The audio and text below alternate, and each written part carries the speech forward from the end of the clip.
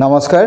So আজি আমি class 11 और माइक्रो इकोनॉमिक्सर এটা স্পেশাল টপিক ডিসকাশন কৰিব গৈ আছো, কষ্ট ৰিলেটেড কনসেপ্ট। ওকে, কষ্ট এনালাইসিস চ্যাপ্টাৰটো আমি আগতো ডিসকাশন কৰিছো সিএল অৰ্ডাৰত, বাট সেই কষ্ট চ্যাপ্টাৰটোৰ ওপৰত আমি স্পেসিফিক্যালি দুই এটা কনসেপ্ট আমি ডিসকাশন কৰিম। ক্লিয়ার? তেতিয়ালে বলা আমি ডিসকাশন কৰো।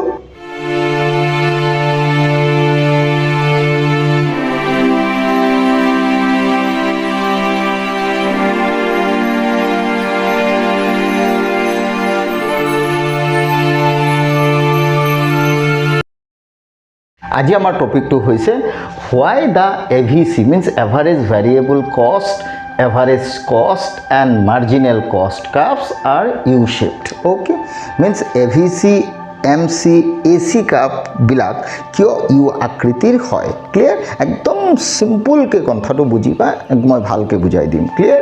তেতিয়া হলে AC, AVC, MC curve বিলাক ইউ শেপড কিয় হয় সেইটো জানাৰ কাৰণে মই কেইটামান পইণ্ট লিখি লৈছো। ক্লিয়াৰ? আমি জানো, আমি কৈছো লাষ্ট যে increasing cost nothing but diminishing returns and diminishing cost nothing but increasing returns, means production বা returns or লগত cost or relation always inverse. Okay, তেতিয়াহলে কোৱেশ্চনটো হৈছে যে ইয়াত U-shaped AVC, মই AVC দি বুজাই আছো, U-shaped AVC follows directly from the law of variable proportions. Clear? Means AVC curve or AC or MC curve almost related to the law of variable proportions, and law of variable proportionত আমি এই বস্তুটো গম পাও কি আমি তিনটা stage পাও। প্রথম স্টেজত increasing returns to a factor, second stage diminishing returns to a factor, finally third স্টেজত negative returns to a factor. Clear? Question হল ফার্স্ট স্টেজত যেটো increasing returns to a factor হয় তার লগত ডিমিনিশিং কস্ট রিলেট হৈ আছে। ক্লিয়ার? আৰু লাস্ট বা মিডিল স্টেজত যেটো তোমাৰ ডিমিনিশিং ৰিটাৰ্নস হৈ আছিলে ল অফ ভেৰিয়েবল প্ৰপৰ্চনত তাৰ লগত ইনক্ৰিজিং কষ্ট ৰিলেট হৈ আছে। ক্লিয়াৰ? তেতিয়াহ'লে overall you-shaped AVC follows directly from the law of variable proportions. Initial stage means law of variable proportionত যদি চোৱা too little variable input, that means what? Initial stageত আমাৰ হাতত ফিক্সড ফ্যাক্টৰটো এটা মোটামুটি প্ৰপৰ্চন থাকে, এগেইনষ্ট দ্যাট ফিক্সড ফ্যাক্টৰ আমাৰ variable factor একেবাৰে minimum থাকে। ক্লিয়াৰ হ'ল? যাৰ কাৰণে কি হয় ইনিশিয়েল স্টেজত ভেৰিয়েবল ফ্যাক্টৰটোৰ লগত ফিক্সড ফ্যাক্টৰৰ এডজাষ্টমেণ্টটো ভালকে নহয়, যাৰ কাৰণে ফিক্সড ফ্যাক্টৰৰ ইউটিলাইজেশ্যনটো বিলো অপটিমাম হৈ যায়। মিন্স ফিক্সড ফ্যাক্টৰৰ প্ৰপাৰ ইউটিলাইজেশ্যন নহয়। তাৰ কাৰণটো হৈ যায় ফিক্সড ফ্যাক্টৰ অকলে প্ৰডাকশ্যন কৰিব নোৱাৰে, তাৰ কাৰণে আমাৰ ভেৰিয়েবল ফ্যাক্টৰ লাগিব, পৰিৱৰ্তনশীল উপাদান। ক্লিয়াৰ?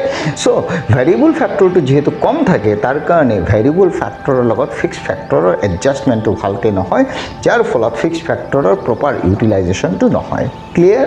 যাৰ কাৰণে কি কৰে ফাৰ্দাৰ প্ৰডাকশ্যনটো বঢ়াবৰ কাৰণে প্ৰডিউচাৰ বা এণ্টাৰপ্ৰিনৰে গ্ৰেজুৱেলি ভ্যালু মানে যেটো তোমাৰ ভেৰিয়েবল ফ্যাক্টৰ সেইটো গ্ৰেজুৱেলি এমপ্লয়মেণ্ট কৰিব আৰম্ভ কৰে। Clear? So day by day যেতিয়া ভেৰিয়েবল ফ্যাক্টৰটো এড হৈ গৈ থাকে against fixed factor, in that situation কি হয় ভেৰিয়েবল ফ্যাক্টৰৰ এফিচিয়েঞ্চিটো বাঢ়ি থাকে এণ্ড প্ৰপাৰলি ফিক্সড ফ্যাক্টৰটোৰো ইউটিলাইজেশ্যন হয়। ক্লিয়াৰ? আৰু ইন দ্যাট সিচুৱেশ্যন প্ৰডাকশ্যনৰ ৰিটাৰ্ণটো লাহে লাহে ইনক্ৰিজিং হৈ থাকে। আৰু প্ৰডাকশ্যনৰ ৰিটাৰ্ণটো ইনক্ৰিজিং যেতিয়া হৈ থাকে লগতে ভেৰিয়েবল ফ্যাক্টৰৰ যেতিয়া এফিচিয়েঞ্চিটো ক্ৰমান্বয়ে বাঢ়ি যায়, ইন দ্যাট সিচুৱেশ্যন কি হয় কষ্ট যেটো ভেৰিয়েবল ফ্যাক্টৰৰ কষ্ট সেইটো ক্ৰমান্বয়ে কমি আহে, যাৰ কাৰণে AVC কাৰ্ভডাল বা AC কাৰ্ভডাল বা MC কাৰ্ভডাল যেটোৱে নোকোৱা সেইটো গ্ৰেজুৱেলি ডাউনৱাৰ্ড শ্লোপিং হয়, বিকজ ভেৰিয়েবল ফ্যাক্টৰৰ এডজাষ্টমেণ্টটো ভালকে হয় এগেইনষ্ট ফিক্সড ফ্যাক্টৰ, য'ত ভেৰিয়েবল ফ্যাক্টৰৰ এফিচিয়েঞ্চিটো বহুত বাঢ়ি যায়, যাৰ কাৰণে ৰিটাৰ্ণ বা প্ৰডাকশ্যনটো বাঢ়ে বাট ভেৰিয়েবল ফ্যাক্টৰৰ কষ্টটো ক্ৰমান্বয়ে কমি আহে। ক্লিয়াৰ? সেইটো আপ টু ওৱান ষ্টেজলৈকে বস্তুটো হয়। ক্লিয়াৰ? সেইকাৰণে চাগে মই লিখিছোঁ টু লিটিল ভেৰিয়েবল ইনপুট, যাৰ কাৰণে under utilisation of fixed input হয়। That means too little variable input আছে কাৰণেই চাগে ফাৰ্ষ্টত আমাৰ ফিক্সড ফ্যাক্টৰৰ যেটো ইউটিলাইজেশ্যন সেইটো প্ৰপাৰলি নহয়। কিন্তু ডে বাই ডে যেতিয়া প্ৰডাকশ্যন বাঢ়ি যায় তেতিয়া কি হয় বাট লিখিছোঁ ভেৰিয়েবল ফ্যাক্টৰৰ এডজাষ্টেড, মিনছ ভেৰিয়েবল ফ্যাক্টৰটোৰ এডজাষ্টমেণ্ট ভালকৈ কৰিব পাৰি কাৰ লগত উইথ ফিক্সড ফ্যাক্টৰ, সেইকাৰণে চাগে প্ৰডাকশ্যনটো বেছিকৈ বাঢ়ে। ক্লিয়াৰ? मैं बोलना चाहता हूँ आफ्टर ए सर्टेन पीरियड जब प्रोडक्शन बढ़ेगा तो वेरिएबल फैक्टर ज़्यादा से ज़्यादा अगर ऐड होगा तो वेरिएबल फैक्टर का एडजस्टमेंट विथ फिक्स फैक्टर ज़्यादा होगा। और इन दैट सिचुएशन क्या होगा, वेरिएबल फैक्टर का एफिशिएंसी बढ़ेगा। एफिशिएंसी अगर बढ़ेगा तो वेरिएबल फैक्टर के अगेंस्ट में प्रोडक्शन भी बढ़ेगा। But at the same time अगर प्रोडक्शन ज़्यादा होगा, रिटर्न ज़्यादा होगा तो कॉस्ट डिमिनिश्ड होगा। कॉस्ट अगर डिमिनिश होते जाएगा तो average variable cost downward slope होगा। Clear? But after a point, a certain stage के बाद क्या होगा, वेरिएबल फैक्टर इतना ज़्यादा हो जाएगा अगेंस्ट फिक्स फैक्टर, क्योंकि फिक्स तो बढ़ता नहीं है, वेरिएबल ज़्यादा होते जाएगा। तो वेरिएबल अगर ज़्यादा हो जाएगा अगेंस्ट फिक्स फैक्टर, तब फिर क्या होगा, वेरिएबल फैक्टर का जो यूटिलाइजेशन वो इधर उधर हो जाएगा। मतलब वेरिएबल फैक्टर का एफिशिएंसी डाउनफॉल होते जाएगा। Clear? In that situation variable factor का एफिशिएंसी अगर डाउनफॉल होते जाएगा तो प्रोडक्शन या रिटर्न घटते जाएगा।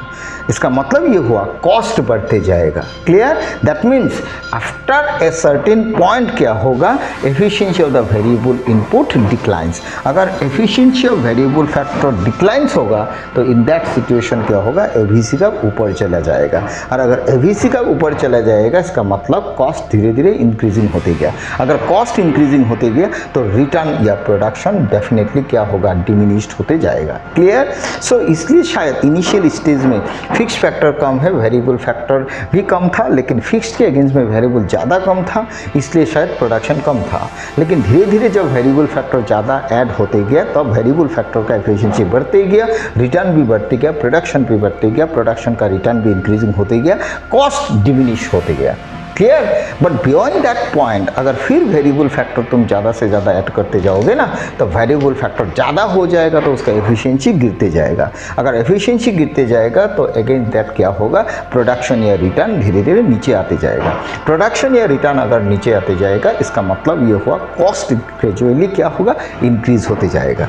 क्लियर? इसका मीनिंग ये आया, बियॉन्ड ए सर्टेन पॉइंट कॉस्ट इंक्रीजिंग हुआ बट प्रोडक्शन या रिटर्न डिमिनिश होगा। क्लियर? इसलिए शायद पहला सिचुएशन में वेरिएबल फैक्टर का एफिशिएंसी बढ़ते बढ़ते जाएगा, कॉस्ट नीचे जाते जाएगा। कॉस्ट अगर नीचे आते जाएगा इसका मतलब कॉस्ट डिक्लाइंस, सो एवीसी का वैसे आते जाएगा। But beyond A certain point फिर कॉस्ट बढ़ते जाएगा जब वेरिएबल फैक्टर ज़्यादा हो जाएगा। क्लियर? तब कॉस्ट अगर बढ़ते जाएगा तो रिटर्न गिरते जाएगा, मीन्स इसका मतलब रिटर्न डिक्लाइंस होगा। इसलिए शायद एवीसी का always takes a you shape curve. इसके साथ साथ और एक चीज़ भी इसमें रिलेट है, उसका मतलब ये हुआ प्रोड्यूसर या firm always enjoy initial stage में economies of scale, but beyond that certain point that firm और entrepreneur organisation faces diseconomies of scale. मतलब इकोनॉमीज ऑफ स्केल के लिए कॉस्ट डिक्लाइंस होगा, रिटर्न इंक्रीज होगा। डीज इकोनॉमीज ऑफ स्केल के लिए cost increase होगा, रिटर्न डिमिनिश होगा। क्लियर? इसलिए शायद एवीसी कर्व और एसी कर्व और MC curve always takes what shape, U shape curve. Clear? इसका मतलब ये होगा what this is AC curve, actually short run AC. Clear? Short run what? AC. This is MC curve, so U shape हो गया। Clear? Clear? and this is what? AVC curve. Okay? AVC curve. This is what curve? AVC curve. AVC curve. मतलब AC का minimum point से MC cuts करता है और MC का minimum point से AVC कट्स करके ऊपर चला जाता है। क्लियर? और AC और AVC का बीच वाला गैप धीरे धीरे घटते जाएगा, because why AC and AVC का बीच वाला जो गैप है ना, this is said to be what, average fixed cost, because deviation between AC and AVC is nothing but AFC and gap between AC and AVC धीरे धीरे घटते जाएगा। इसका मतलब AVC धीरे धीरे डिक्लाइंस होता है during the process of production. मतलब प्रोडक्शन जब तक बढ़ते जाएगा AVC बढ़ेगा लेकिन AFC धीरे धीरे डिक्लाइंस होगा। क्लियर? फाइनली तीनों जो कर्व है ना, MC SAC मतलब turn average cost and average variable cost. Clear? मतलब AVC, AC and MC all are takes a U-shaped curve. Why U-shaped? Because it based on the law of variable proportion and law of variable proportion में पहला situation में increasing return होता है, इसका मतलब cost diminish होता है। Clear? Cost देखो तीनों में डिमिनिश्ड हुआ। Clear? But beyond A certain point क्या हुआ, कॉस्ट देखो इंक्रीज होते गया, है ना। मीन्स प्रोडक्शन का रिटर्न डिमिनिश होते गया, कॉस्ट इंक्रीजिंग होते गया। ये जो तीनों का फॉलिंग पोजीशन है ना, इसमें firm enjoy economies of scale, clear. But जब कॉस्ट का ऊपर जाता है ना, इधर इंक्रीजिंग होते गया ना, इसका मतलब firm faces diseconomies of scale, मतलब finally economies of scale and diseconomies of scale के लिए ऑल द कॉस्ट का, actually not all the AVC, AC and MC takes an U-shaped curve. Okay, thank you.